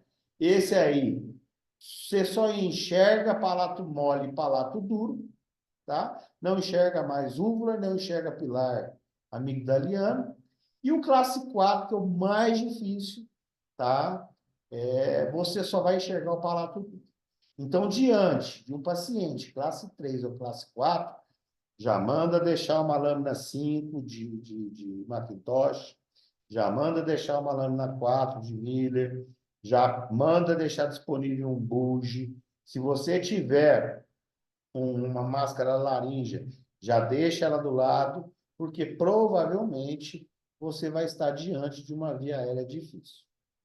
E, por incrível que pareça, dentro ainda dos preditores de intubação difícil, um dos métodos com maior especificidade e sensibilidade que nós temos hoje em dia é o teste da mordida do lado superior, tá?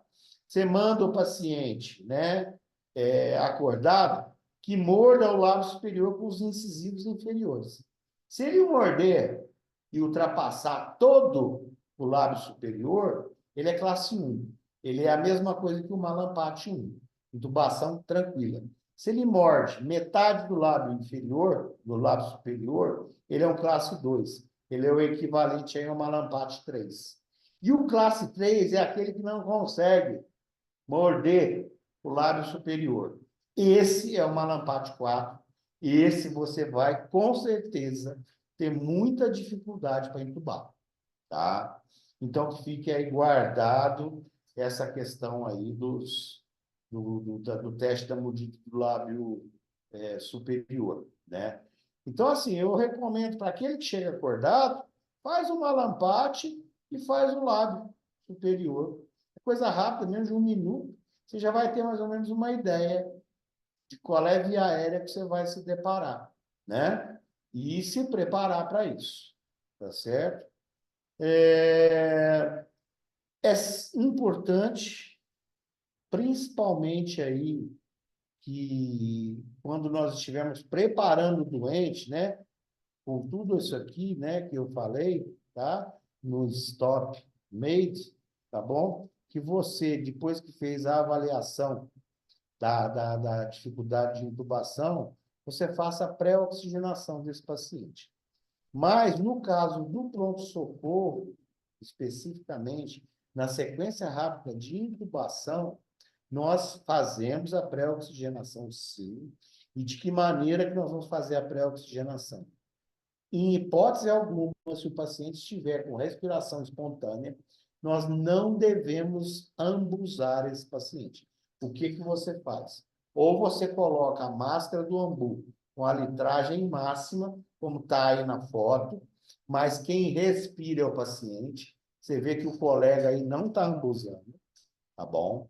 Você oferece a maior litragem possível, que é para a gente poder saturar a hemoglobina, e, consequentemente, o conteúdo arterial de oxigênio fica rico, e a gente ter um tempinho maior para poder laringoscopar com segurança, antes que a saturação caia. Ou você coloca, tem paciente que é claustrofóbico, não suporta a máscara, você coloca catéter nasal, até no máximo uns 8 litros, mais que isso ninguém aguenta, umidificado, ou coloca uma máscara até que a saturação suba e você comece a fazer a medicação de indução, né? Que é fundamental. Por que nós não ambusamos o doente? Exatamente por um motivo. Ele chegou da rua. Ele estava na rua, ele estava na casa. Você não sabe se ele comeu, se ele acabou de comer. Você não sabe se ele acabou de beber água. Você não sabe se ele jantou, se tomou café. Você está com o estômago cheio. E aí, você chega e começa a ambusar, ele já está um pouco rebaixado pela hipóxia. Libera, diminui os reflexos de mecanismo da tosse e predispõe, na hora que você vai laringoscopar, você distende o estômago, aquele conteúdo vai para o pulmão e dá uma pneumonia aspirativa. Então, é simplesmente por esse motivo que nós não fazemos a pré-oxigenação com pressão positiva. A pré-oxigenação com pressão positiva ela é feita de forma eletiva. O paciente, por exemplo, vai fazer um procedimento, vai fazer uma biópsia, uma punção, não vai fazer uma cirurgia. A gente sabe que está em jejum.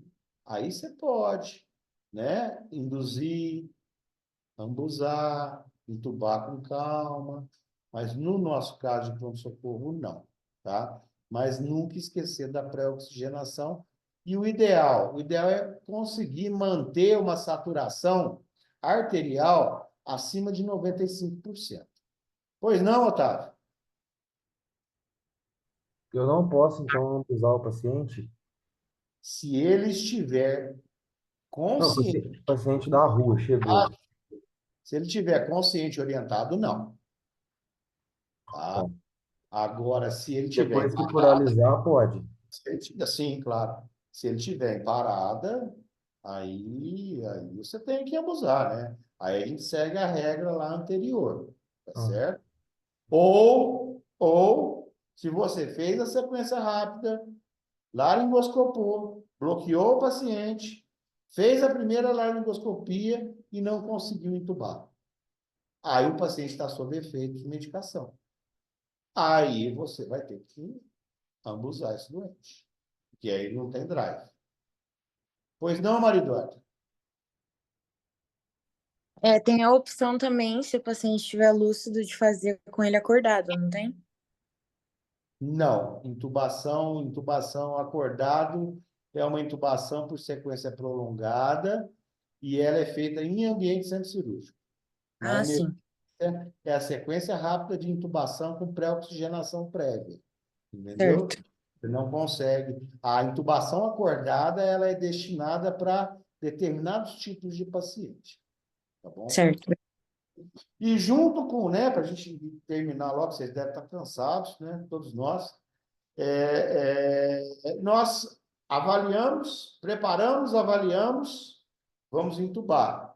Aí nós vamos fazer o quê? A sequência rápida de intubação, que é a administração virtualmente simultânea de um agente de indução, que é um hipnótico, de um analgésico e de um bloqueador neuromuscular.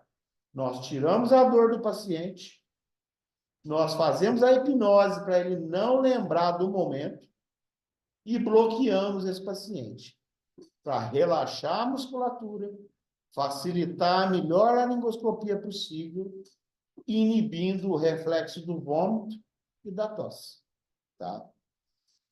Por isso que nós pré-oxigenamos antes, porque a partir do momento que eu passo da analgesia para a hipnose, na maioria das vezes esse paciente perde o drive respiratório.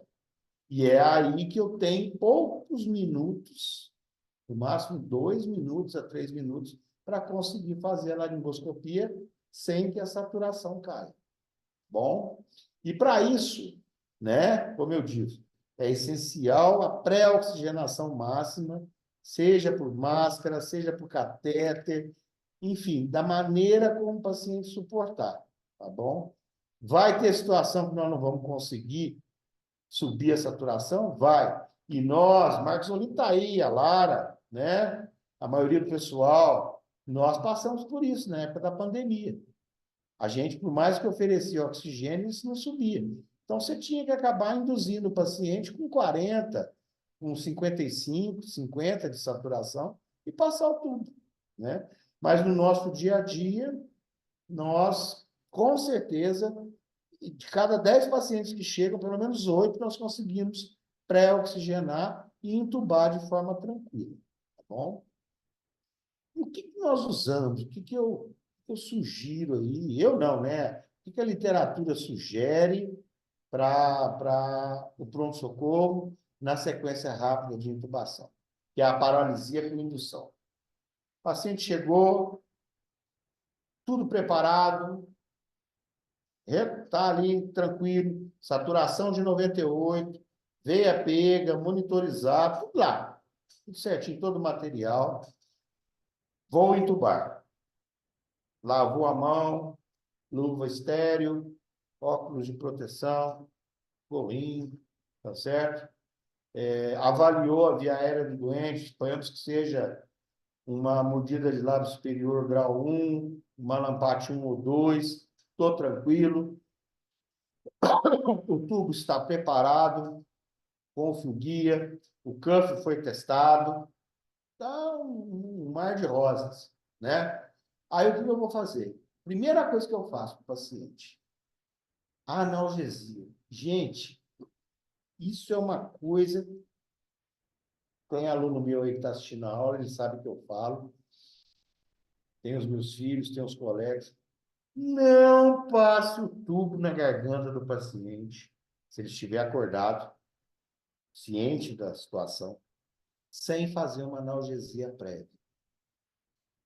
A dor da intubação, na hora que o tubo está passando aqui, ó, na traqueia, ela é semelhante em intensidade a uma angina.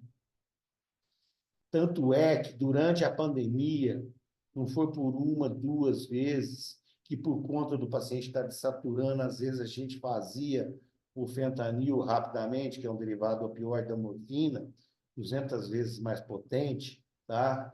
Às vezes não dava tempo, e o paciente fazia uma baita de uma taquicardia sinusal, que é uma resposta à dor.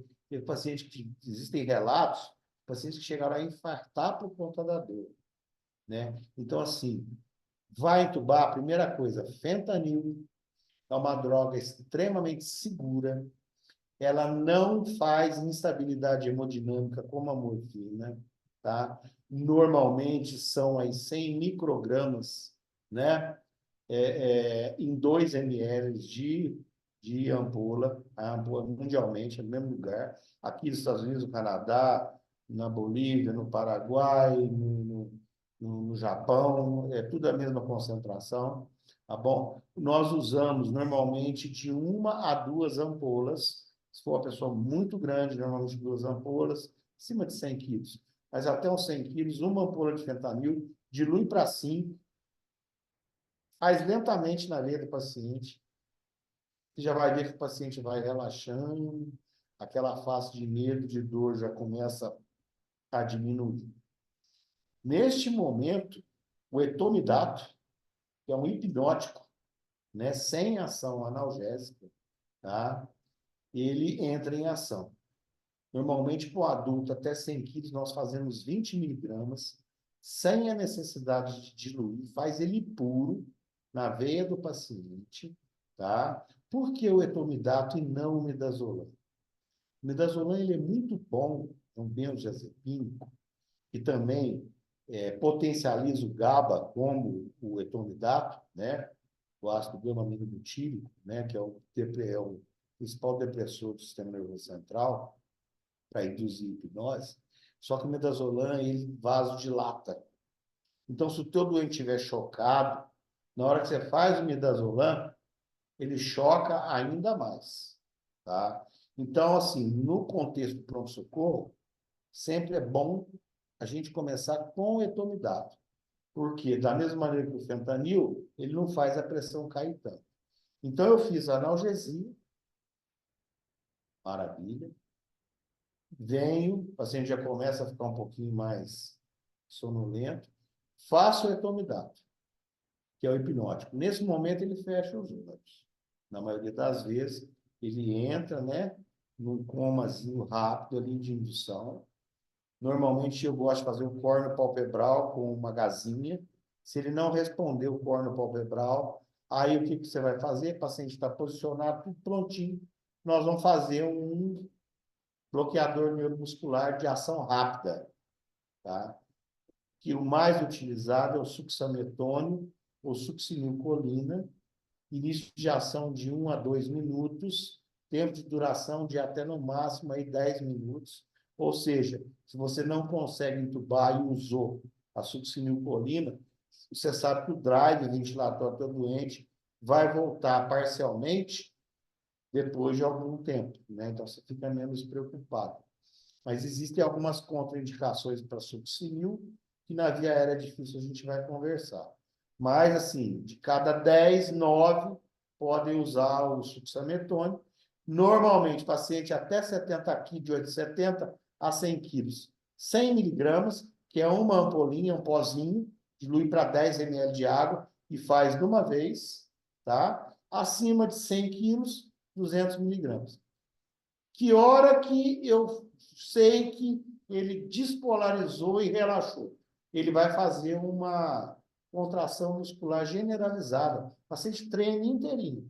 Nesse momento, é a hora que você vai fazer a laringoscopia do teu paciente. Então, você tirou a dor, você deu a hipnose, ele não vai lembrar de nada, e você relaxou para fazer a laringoscopia.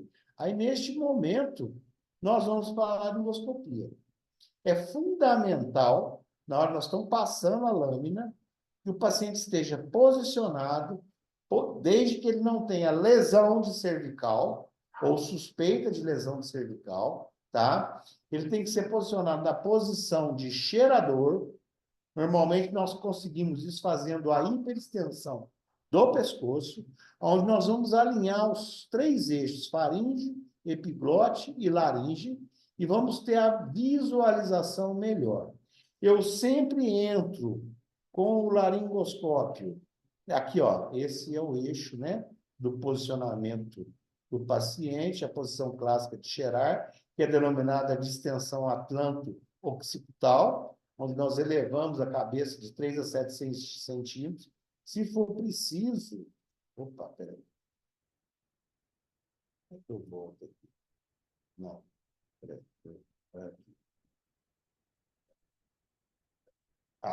Se for preciso, eu coloco um coxim embaixo do occipito do paciente, exatamente para alinhar melhor esse eixo, né? Que é essa posição aqui, da extensão atlanto-occipital. Sempre lembrar, né? Quanto mais elevado ficar a cabeça, melhor, né, vai ser a tua visualização. Então, se você ainda precisar de pedir ajuda a algum colega para elevar o teu paciente um pouquinho, ele ficar um pouquinho mais alto, às vezes facilita a tua visualização e o reposicionamento.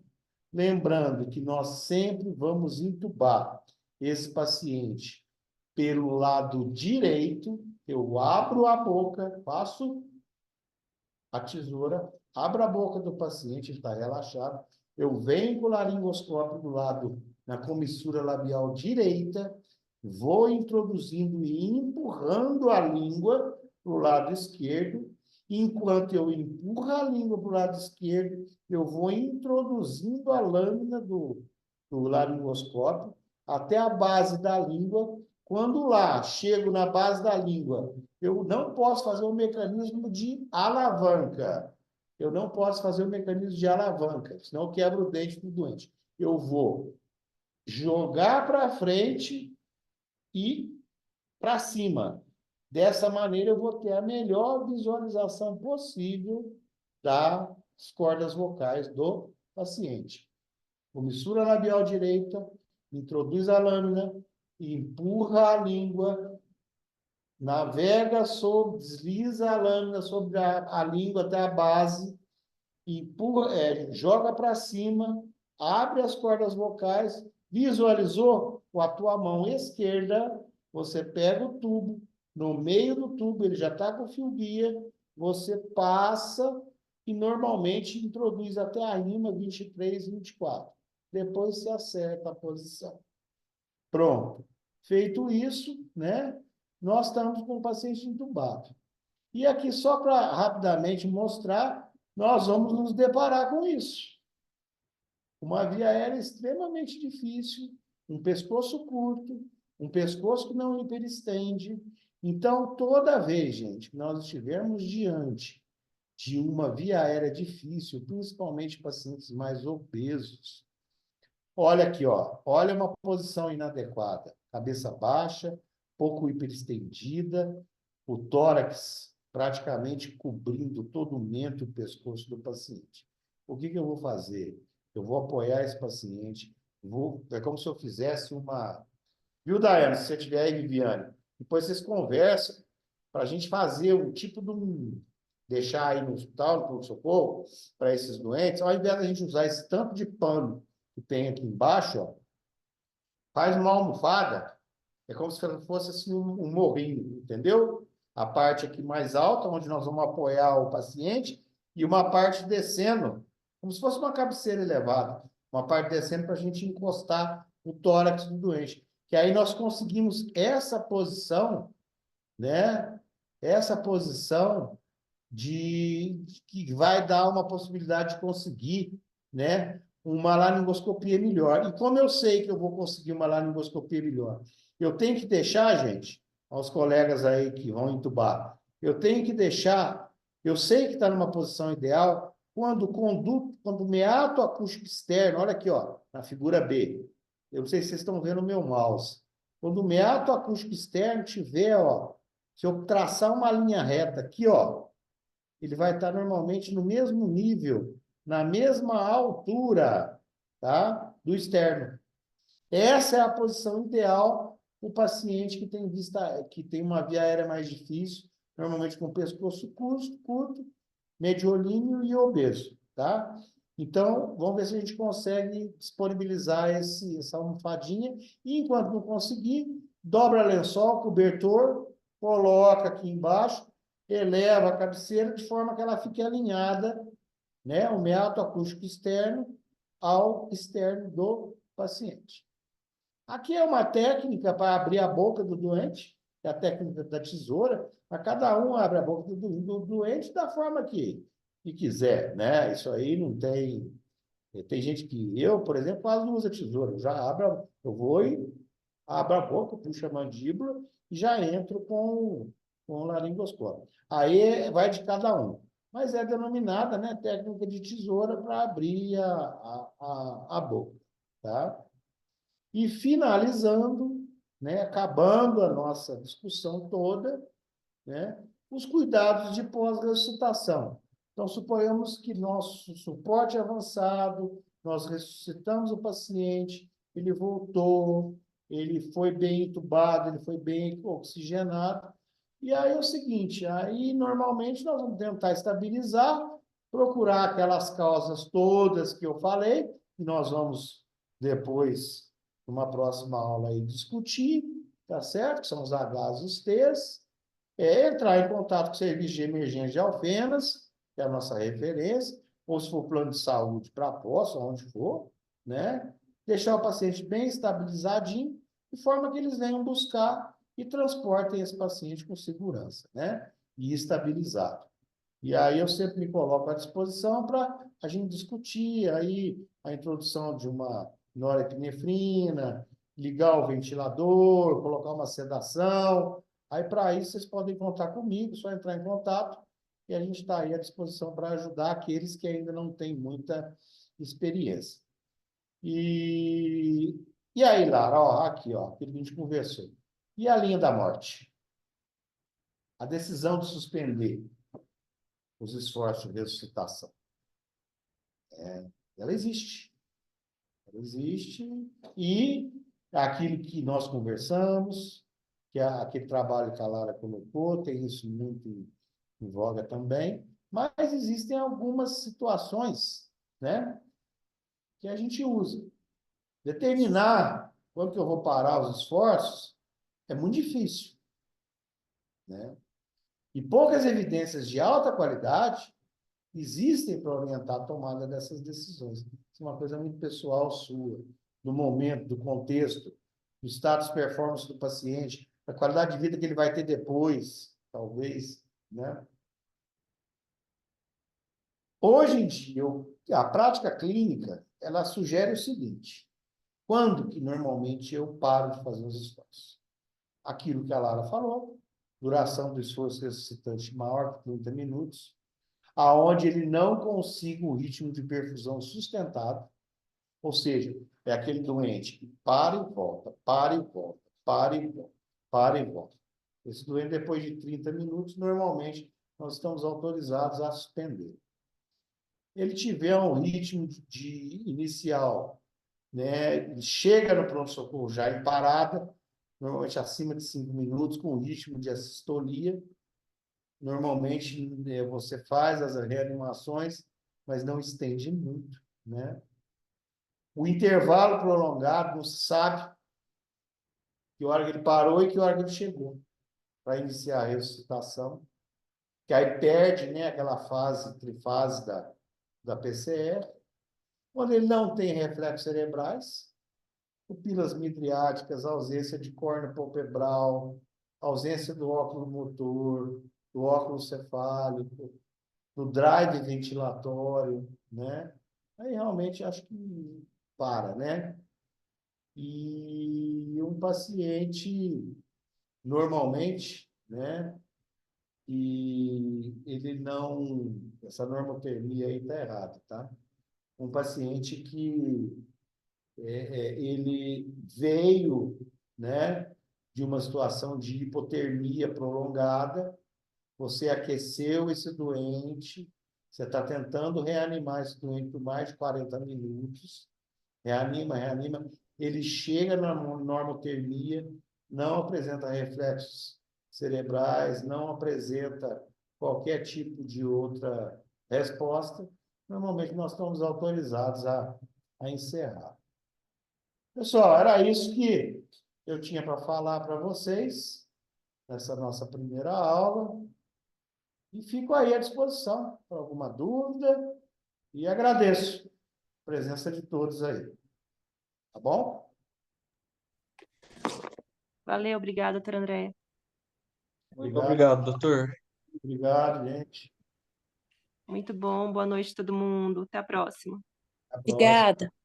Obrigado, Boa boa noite. noite. Tchau, até a próxima também. Tchau. Obrigado. Obrigado, doutor. Boa noite a todos. Boa noite. Boa noite. Boa noite. Boa noite.